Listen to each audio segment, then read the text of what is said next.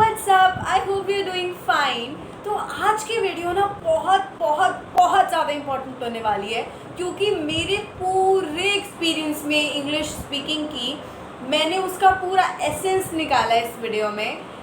So further ado, let's get started.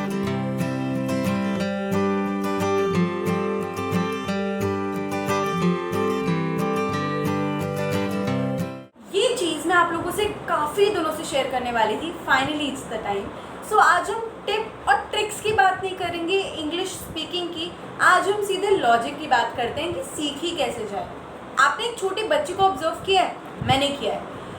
एक बच्चा, मेरे सामने की बात है, 2 साल इंडिया में रहकर हिंदी सीखता है, फिर उसके बाद वो यहाँ से अमेरिका चला जाता है एंड 3 साल में वो इंग्लिश सीख लेता है without any teaching, without any formal stuffs, क्योंकि 5 साल का बच्चा तो ऑफकोर्स पास्ट टेंस और प्रेजेंट टेंस सीख नहीं सकता।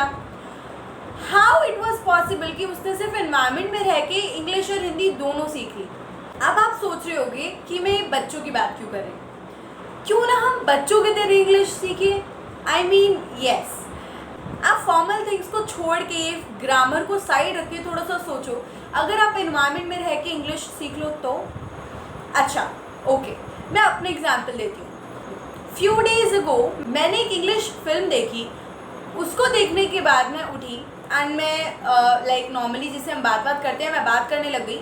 तो मैंने ऑब्जर्व किया कि मैं जितने भी रिप्लाईज दे रही थी किसी को, वो सब इंग्लिश में दे रही थी। क्यों? क्योंकि मैं इतनी देर से फ्रॉम 1 और 2 आवर्स इंग्लिश ही सुन रही थी और उसी को समझ रही थी, ऑब्जर्व कर रही थी। हमारा दिमाग जो परसीव करता है वही बोलता है। सो कंज्यूमिंग एंड स्पीकिंग साथ साथ होती है। अच्छा, मेरी ही बात नहीं, मेरे डैड की बात करो। मेरे डैड कन्वर्जेशन वीडियो देखते हैं इंग्लिश में, जो फॉरेनर्स डालते हैं यूट्यूब पे, 1-2 घंटे की रहती है वो। एंड 1-2 आवर्स देखने के बाद जब पापा बात करने लग जाते हैं या खाना वाने के लिए कुछ बोलने लग जाते हैं, तो वो इंग्लिश में ही बोलते हैं। ऐसा क्यों होता है? बिकॉज हम इंग्लिश ही सुन रहे थे। सो ऐसे आप कैसे कर सकते हो?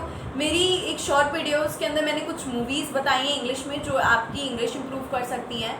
फिर उसके बाद आप लिसनिंग प्रैक्टिसेस बहुत ज़्यादा कर सकते हो, जैसे किसी भी बुक को आप सुन सकते हो, जैसे बहुत सारे एप्लीकेशंस आ गए हैं आजकल, उनसे वो भी आपको बहुत हेल्प करेंगे।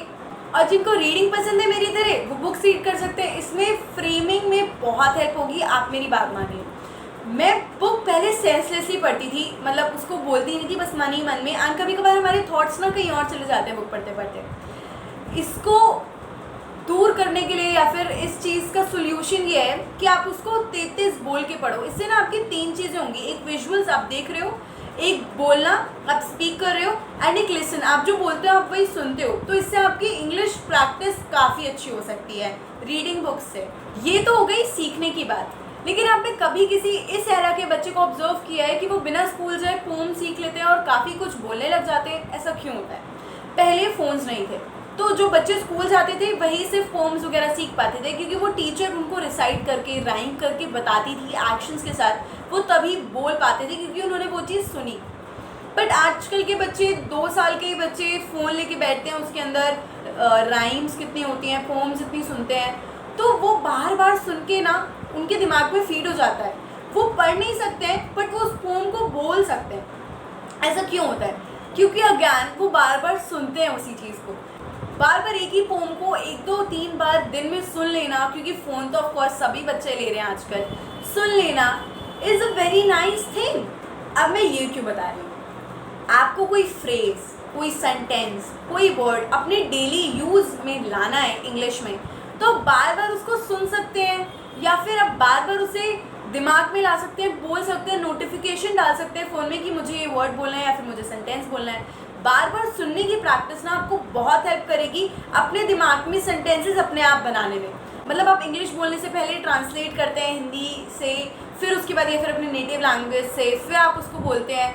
इससे बढ़िया आपके दिमाग में अपने आप ही एक इंग्लिश सेंटेंस बने, इससे बढ़िया और क्या हो सकता है? तो लिसनिंग इसमें बहुत हेल्प कर सकती है। जैसे कि मैंने एग्जाम्पल दिया बच्चों का, अब मेरे एग्जाम्पल ले लो। मेरे को ना काउच वर्ड अपने नॉर्मल सेंटेंस में डालना था, क्योंकि मैं जब भी बोलती थी तो मैं सोफ़ा बोलती थी, विच वॉज एज पर मी थोड़ा सा वियर्ड, क्योंकि सब काउच बोलते थे। तो मैंने क्या किया, हर एक वर्ड में बेफालतू में काउच जोड़ना शुरू कर दिया, this couch, that couch, and couch couch बोल के एंड क्योंकि मैं बोल रही थी तो मैं सुन भी रही थी, तो वो मेरे दिमाग ने ना सोफो को रिप्लेस करके काउच कर दिया इंग्लिश में। तो this is how you can trick your mind for learning English. And I remember जब मैं इंग्लिश सीख रही थी तब मैं इंग्लिश ना अपने मन में बड़बड़ाती रहती थी। इवन तब क्या, अभी भी मैं अकेले कमरे में बैठी हूँ and I am thinking something ना, तो मैं इंग्लिश में ही बोलती हूँ। ऐसा क्यों करना चाहिए? क्योंकि आपकी इंग्लिश प्रैक्टिस इससे अच्छी होती है। मतलब इवन आई रिमेंबर जब मैं स्टार्टिंग में सीख रही थी, तो जैसे if it's a table, so this is a table, this table is of black colour, this is a bottle, this is of grey colour, this is a calendar, this is a wall, this is a blue color, this is a whiteboard, this is a chair, this is a t-shirt, this is a mic, this is a spectacle, these are my hairs. I used to just speak these continuously. इससे क्या होता था, मेरी vocabulary बढ़ती थी और मैं सुनती थी इंग्लिश, जिससे अगेन मेरी स्पीकिंग प्रैक्टिस होती रहती थी। अगर आपको इंग्लिश बोलनी सीखनी है ना, तो बैठे बैठे कोई यूट्यूब वीडियो देख के आपको इंग्लिश नहीं आएगी, या फिर कोई मूवी देखने से इंग्लिश नहीं आएगी। अगर आप कोई चीज़ कंज्यूम कर रहे हो तो उसको बोलना या फिर उसको बाहर निकालना बहुत ज़रूरी है, और ये मैं ऑलमोस्ट अपनी सारी वीडियोस में बोलती हूँ। अगर आप कुछ ले रहे हो, इनपुट ले रहे हो, तो उसको आउटपुट करना बहुत ज़्यादा ज़रूरी है।